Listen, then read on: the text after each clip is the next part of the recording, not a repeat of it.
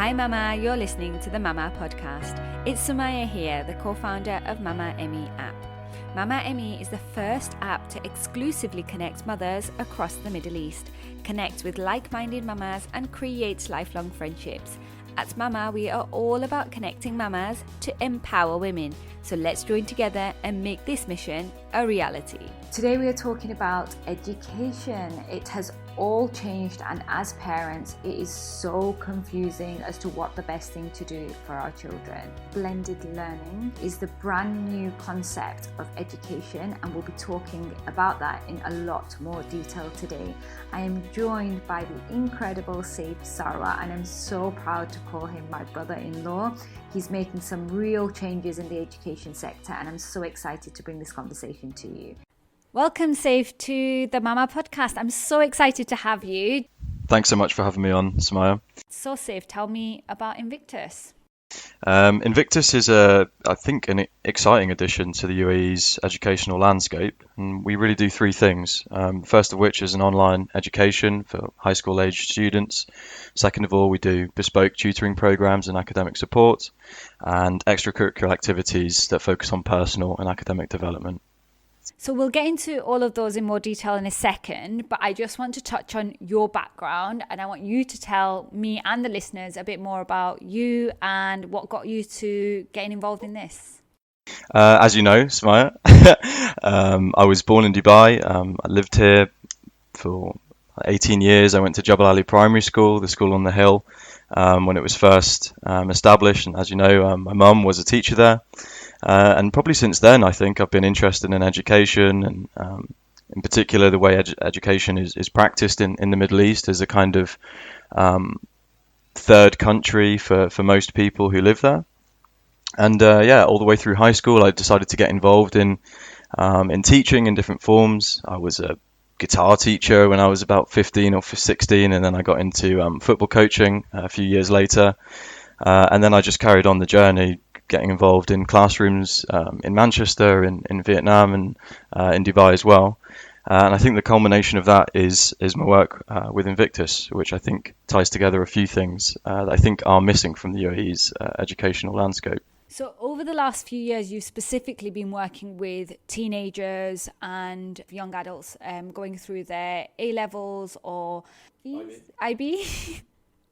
So I guess you've learned a lot about that kind of age range and what they've been experiencing in the Dubai high school before obviously lockdown happened, and since then you've still been working. You did work with them over the lockdown period as well, so I'm sure you got a lot of insight into what they were experiencing from a personal perspective, not just from an education perspective. Can you shed a bit more light onto how your experience was over that time? Absolutely. I mean, it was a really challenging time, I think, for my students. I was a private tutor in Dubai in that time period, and so initially it was very up in the air as to whether there was going to be exams, and so all of our preparation in the lead up to exams was really quite challenging, and I saw the psychological pressures on our young people, which was a challenge to see, and that was one thing that really stuck with me. And I thought there wasn't adequate assistance really from the schools. It's not really a criticism. I just think it was something unprecedented, as we've heard a million times over the last few months. But I think it was really the role of tutors and external educators to put the minds of our young people at ease. Once it was announced that there would be no summer exams, it was really a sort of damp squid in a way, because students had been revising for 2 years for these exams and they weren't able to do them. So that was the most important thing, was to manage their expectations and manage their psychological states really, and keep them active academically, knowing that they wouldn't have to sit any exams. And the anxiety they must have felt with that as well, because change is something that most humans struggle with. Funnily enough, I was talking about expectations with a friend of mine earlier today, and it's really interesting that they're having to deal with this sort of reassessing their expectations at such a young age, because I think going forward it will probably prepare them for much bigger changes that's coming in their life. I think sometimes you think that the world is so challenging at the age of 18 or 16, and then you learn as an adult that, it was just such a small part of what life is going to be. Absolutely, and I think it's difficult to get perspective when you're 17 or 18, and so this is really the gap that I've noticed in general in education, that there isn't this kind of, or there isn't much significance placed on enhancing the perspective of our young people. They're caught up with their personal relationships, with their worries about where they're going to university, and all of that seems so monumental at the time. And while it is important, obviously, I think there is a need to provide students with the knowledge that everything will probably be okay. Really going to be interesting to see what happens over the next year or two, especially since coming out of lockdown. I think a lot of these institutions will reassess how they do things and how they prepare the children and young adults for the future. And I think this has been discussed for so long now. It's something that comes up over and over again about how we're preparing our future generation for the future. And I mean, this is where Invictus comes in, because this is sort of an online platform. So I think it'll be great to talk about whether you think homeschooling is the way forward, and what your opinion and how Invictus sees that going forward. This has been something I've been thinking about for quite some time. I mean, and it's been more emphasized in this situation that we don't really know what the future is going to be like. This has taught us this, and let alone what the next 5, 10, or 50 years are going to be like. I mean, Leia is going to be retiring in about 50 years, hopefully, and we have absolutely no clue what the world is going to be like. And yet we're meant to be educating our children with that 50-year timeline in mind. So it all seems a little bit strange to me that we're locked into these very conservative and unchanging models of education. And I think online education is at least a step in the direction of change. And I think that change is necessary. There is fundamental change needed to our education system. And so one of our key services, if you like, is this online education, which is supplemented by what we call a blended approach, where we have in-person activities that support a kind of fully online high school education. So what that means is that student attends the lesson online, and they have a teacher that facilitates that lesson, who's on video. What they can do, or the blended aspect of it, is after class they might consult their personal tutor, who has a very personalized development plan about their strengths, their weaknesses, and this is meant to help their overall development. It's not meant to criticize them for not doing things correctly. It's not meant to stifle their creativity. It's a very, very personal and individualized approach, which I think can only really be captured through this blended model. And in addition to that, what we do outside the classroom is also essential. And that's why we've come up with these, what I think are quite unique co-curricular activities. Add more strings to the bow of our young people. And I think that's really what's missing as well. If I'm a student here, how personalized would my experience be, and how would you personalize that experience? When we come into our professional lives, we're acutely aware that our personal development is something that we should be aware of, and something that we need to work on perpetually. The string of self-development podcasts that we see are evidence of that. And yet at school, it's rare we hear this word. And possibly that has to do with the fact that we have 1 to 20 ratios in the classroom, and it's very difficult to give children a personalized education. The fact remains, though, that education isn't one size fits all, and so it really just makes sense to have a personal plan for each child. And so if a child were to enroll at Invictus Learning Center for their online education, they'd first of all go through a process whereby we do diagnostic tests, we have long form interviews, we listen to our children, what they want to do, what they feel they're good at, what they feel they're terrible at, where they want to be, and so on. along with other personality tests and the like. And based on that, we build a very personalized plan. And with this plan, it's not just for show, it informs every decision and every part of their education. So let's say, for example, somebody has a learning difficulty, or they are a kinesthetic learner and they like to touch and feel things and move around while they're learning. Well, then we'll integrate that into their learning. There's no point um, having somebody who can't learn a certain way and trying to ram that way of learning down their throat. I'm sure we've all been there when we're trying to revise something and it's just not working for us. So we really try to personalize education based on the individual, which seems to make sense to me.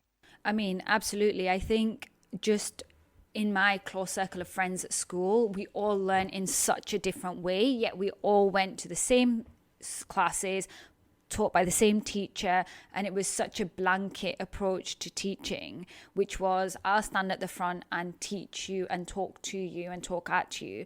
I actually had a very different experience going through university, because university exposed me to a slightly different form of learning, which is where I came into sort of learning that there's different methods of learning and different methods of teaching. And it's really interesting that you integrate this into someone's learning. How do you test that this is, one, beneficial for them, and actually is it working?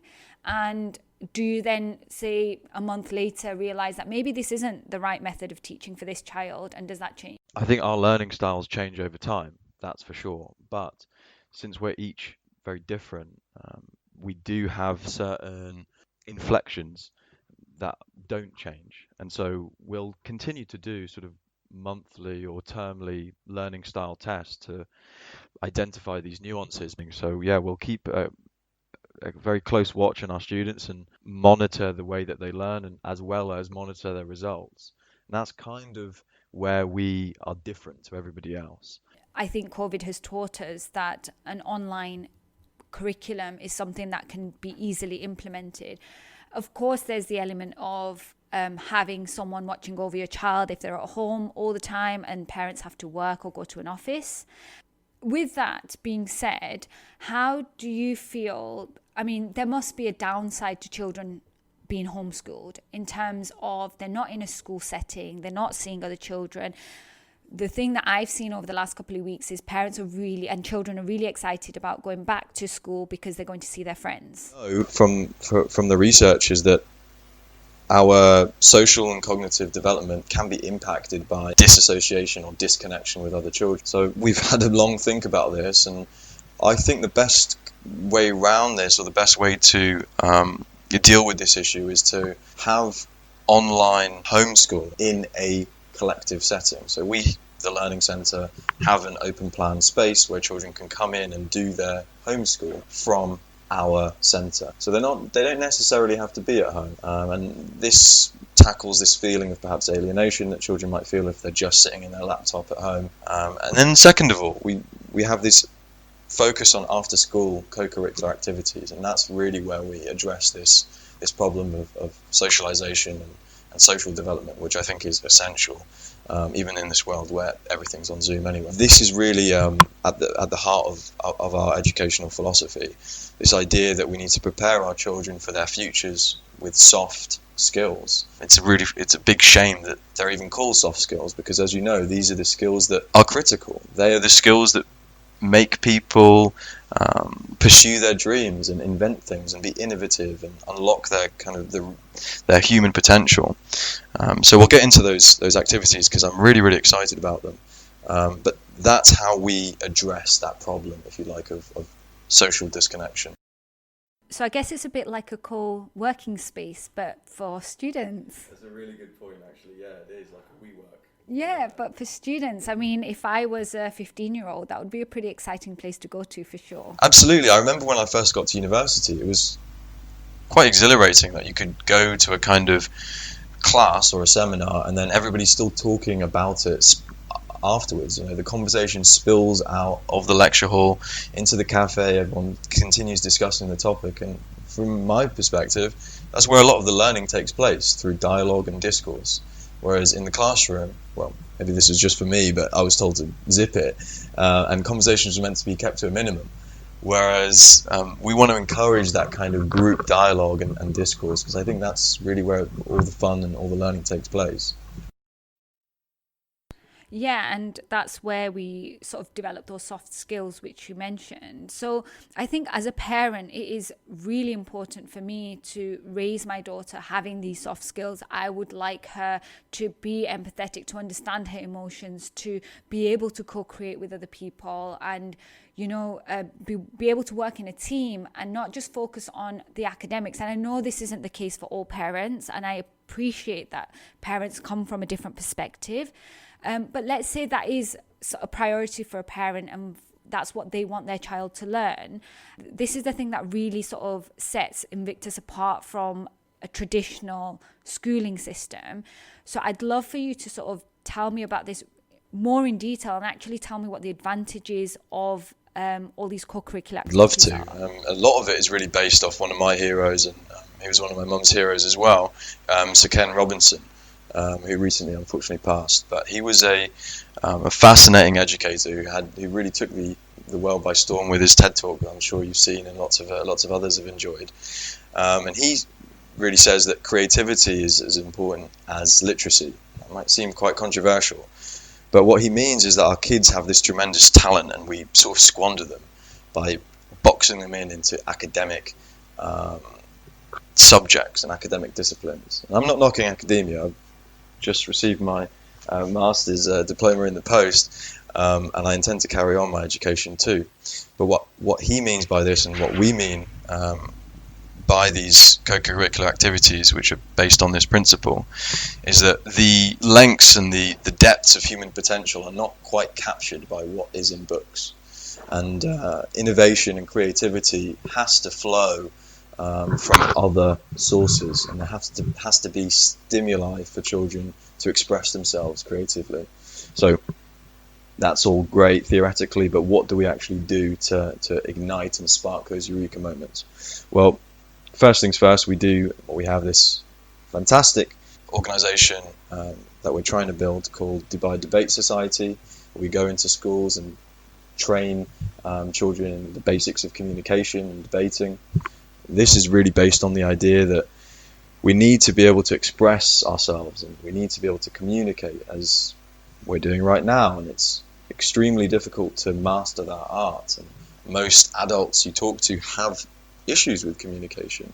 That's partly because there isn't a lesson about communication in school. We might have presentations. I remember trying to get out of them, or I used to stuff my hands in my pockets and kind of mumble something. But we want to have a fresh approach to all of this and teach our children the fundamentals of communication and listening, active listening. And that's where empathy comes from, and that's where great ideas as part of a group comes from.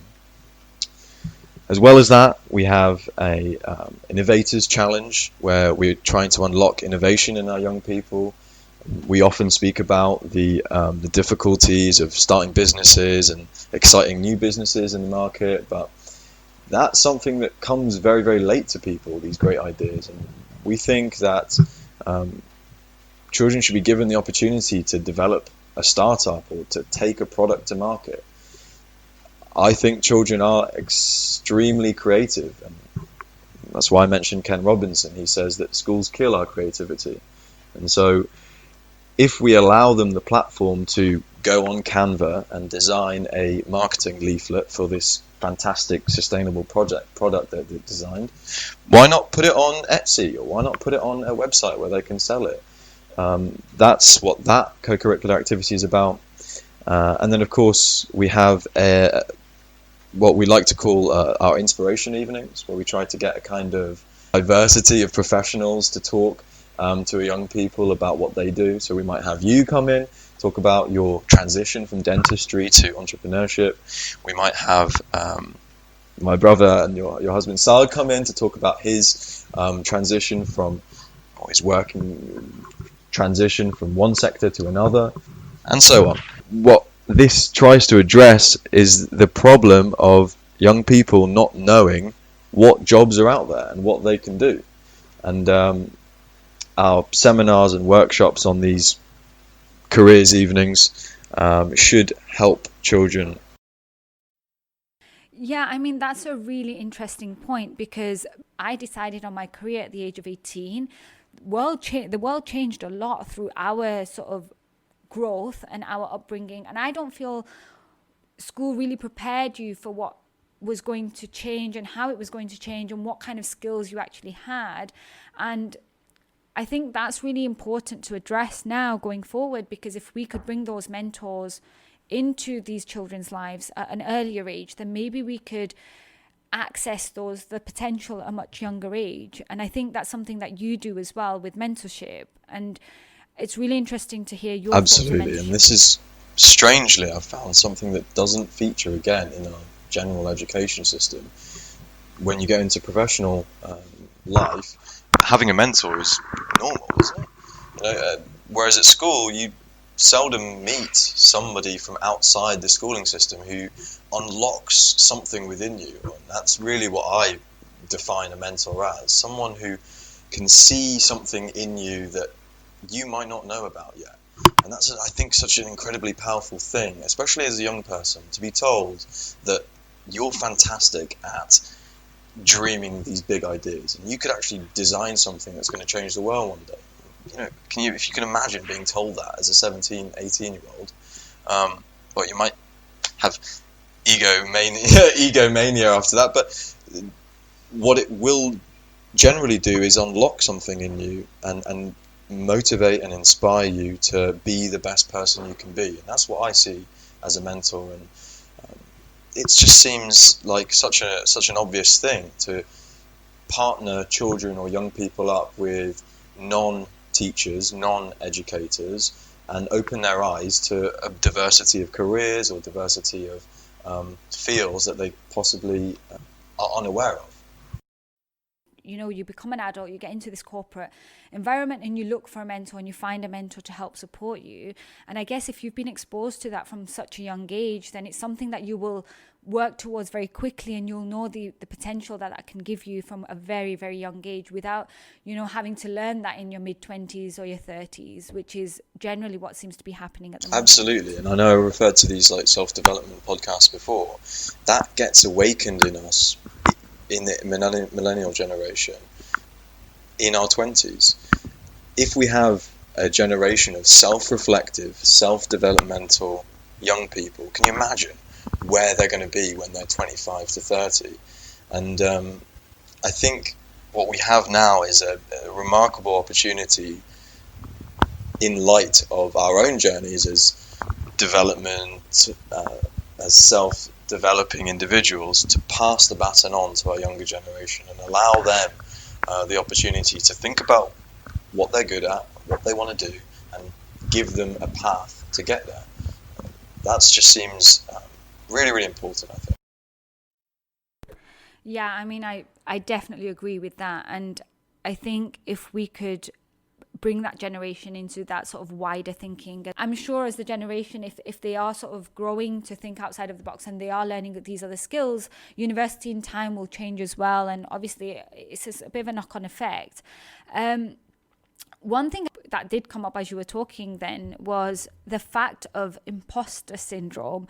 Now, I know this is you probably don't have the answer to this, but I'm really interested to hear what your thoughts are on imposter syndrome, because it's such a big thing that we all deal with, this sort of self-criticism and like not believing or thinking that we can do it or we have the skill set to do it. And I feel that just that thing that you mentioned about if you had a mentor that told you had those skills from the age of 14, 15, then I'm sure imposter syndrome will be something of the past. I certainly hope so. This is something I have thought about, and you do hear a lot about it on these podcasts about entrepreneurs and startups and things like that. And I think you're right. It emerges from a kind of self-doubt that we all have. But you're right. We can put that self-doubt into perspective if we have the right tools. And often we don't have those tools because nobody's told us, by the way, everybody feels like a bit of an imposter at some stage, but you've got this. And strangely, it is this giant phenomenon, particularly in people who are successful.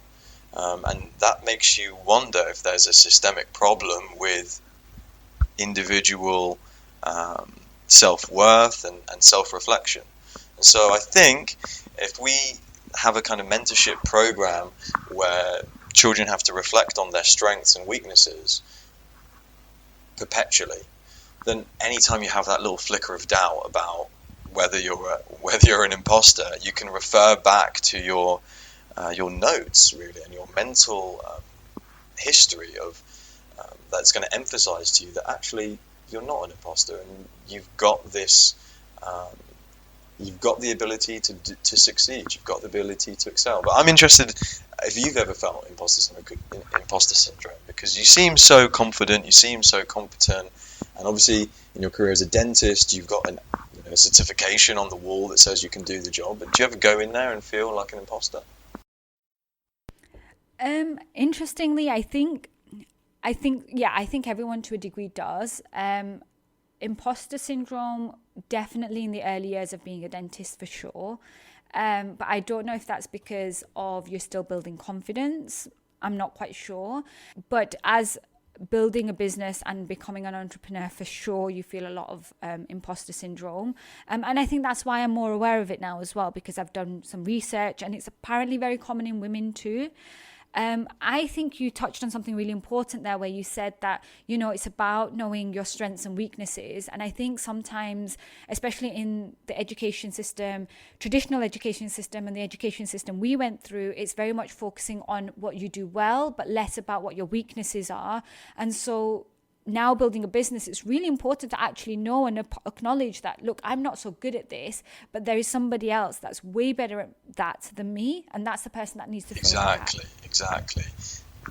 You really hit an important point there, Samaya, where you say that the education system chastises us or demonizes failure, when all you hear when you go into business or into work is how failure is the launch pad for success. You need to fail every day and be aware of what you fail at so that you can do better. Need to do something quite serious about this problem of self-confidence. That's one of our 3 C's, actually, if I can shoehorn that in.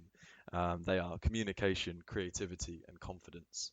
And this problem of confidence, I think, emerges when we categorize what people can do based on their gender or where they're from or what their families do. And I studied philosophy as well as economics at university, and I saw this split where in economics lectures you could barely see a woman, whereas in a philosophy lecture it was entirely made up of women.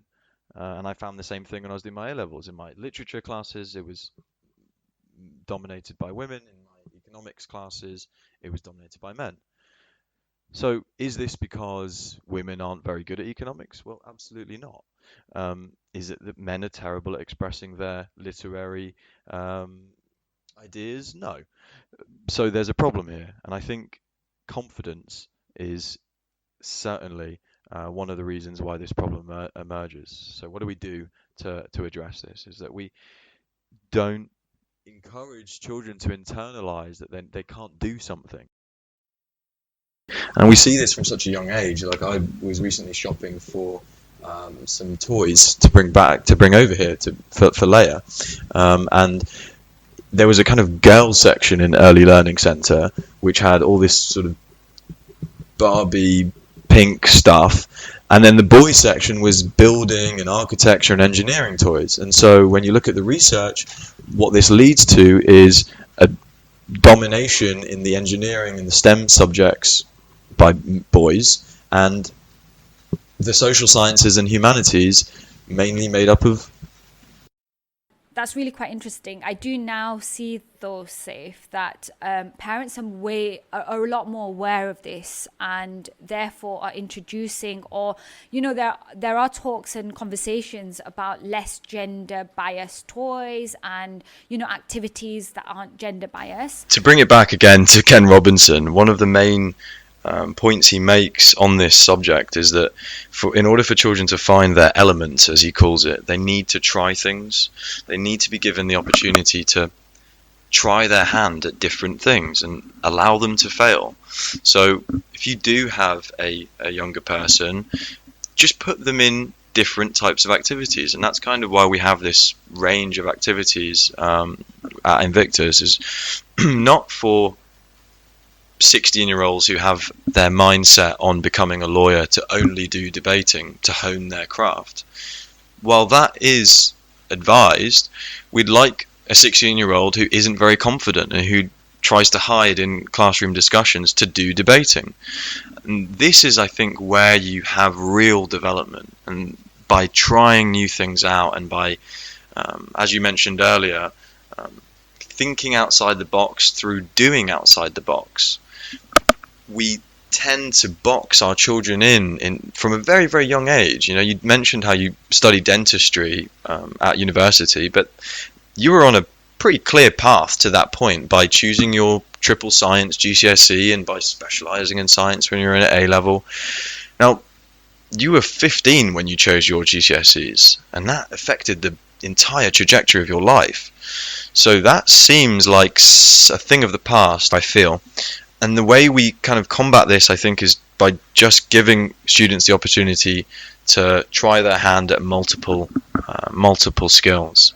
And so what we want to do is expand their potential and open their eyes to different things that they could do. And whatever it is they would like to do, if they'd love to study economics, and if they'd love to become or aspire to become an accountant, you can still improve your life as an accountant through gaining soft skills and gaining technical competencies in areas such as communication, and you've got to be creative with numbers too. So these types of skills that we're trying to engender in our children don't guide them towards certain careers. They certainly don't confine them to entrepreneurship or the creative arts. What they do is add more strings to their bow. So whatever it is they choose to do, we're giving them the confidence to do that. We're making them better communicators, and we're making them more creative in their personal and their professional lives, which, as a parent, I'm sure you recognize that all those three things are pretty applicable to even having a successful or effective household. Having experienced what I've experienced through my life, I know that this is something that I would love for Leia to sort of enroll into and be exposed to.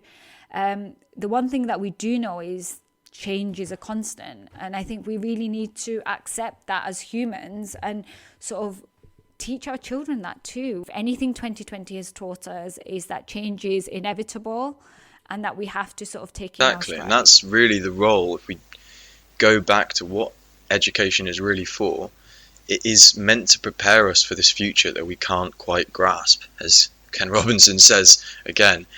And that there is this kind of feeling within education that if we keep doing the same thing as we've done before, everything will be okay. To the needs of our children, and we should be flexible to the way the world is now rather than being stuck in the past. And so if we can endow our children with these skills early on, they can pick them up, keep them with them. If they want to start off as an engineer and go into consulting and try their hand at being a performer in theatre, that's okay, but they're going to need a foundation of skills, and I think we've come upon an idea that's going to allow them to do that. A lot of parents have opted to homeschool their children alongside their traditional schooling, like with their traditional schools. So if they were enrolled into a school, they've chosen to homeschool using that school's method. How is Invictus different? I mean, you've already told us about the core curricular activities, and I'm assuming if they switch and do Invictus, they would be automatically enrolled into these core curricular activities. We had a really great discussion about the fact that you're going to expose them to a recording studio and like access to recording equipment so they can create a YouTube channel if that's something they're interested in, or record a podcast and put that out and learn about podcasting, which I think is really exciting because these skills are definitely, even if they don't do anything with them as an adult, maybe they don't become the next Joe Rogan, but at least it'll be something that will help them in the future. We're a giant umbrella, Samaya, and there's something for everybody. Whether you're in traditional school, let's say you can come down to the centre at the Mac Hills Community Centre and get involved in an after-school activity. If you'd like to have something very specific to your taste or to your interest, then we can personally design a co-curricular activity around that. I often see students scrambling around the time they've got to write their personal statements, not knowing what to put on it. A lot of them end up just writing, as I'm sure you did, Duke of Edinburgh, which is extremely limited in what it teaches you. And so what we're trying to do is provide some core skills and core competencies to our young people. So even if you are at traditional school, you can come down and have something that you can take away with you and use practically for the rest of your life. Alternatively, if you are at Invictus Online Education, you're, as you say, automatically enrolled in these activities, and that will be your social aspect to your education. And you mentioned the homeschooling option for schools in Dubai.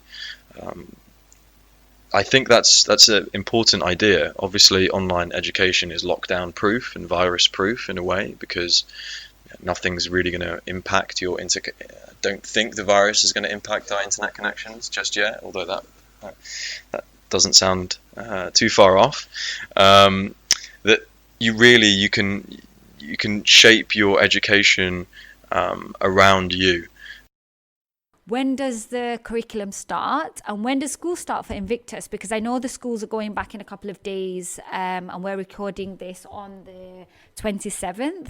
So when do you guys start back? We start on the 15th of September 2020, and that is our provisional start date. However, you're free to start online education at any point in the year.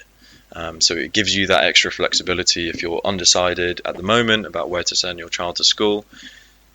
We can enroll students up till January. So there's no need to worry about that. Come down to Damac Hills Community Centre. We do a free consultation and chat with parent and child. And we're an open book. Ask us anything. We realise that this is a new take on education, and there are going to be lots of questions, but we welcome that. We want there to be questions, and we want students to get the most out of their education. So come down, ask away, and we really look forward to starting the school year. I'm exceptionally excited about it, and even if you are enrolled at traditional school, come down and we'll have taster sessions, we'll have personal statement writing workshops coming up, and hopefully we're going to have you down, Samaya, to talk to our young people about your journey, and any parents listening to this, get in touch on our Twitter or Instagram, and if you'd like to come talk to some young people about the interesting jobs or lives that you have, we'd love for you to come down, and we'll really look forward to it. I'm sure the children that are already enrolled are really sort of looking forward to getting stuck back into some form of schooling. I will put all your details in the show notes, so if listeners want to find you, they can just pop to the show notes, and the links will all be there, so they can find you on the social media pages. I'll put your website in there as well, so they've got a contact for you. Thanks so much for having me on, Sumaya. Thank you. It was a lovely discussion. As always.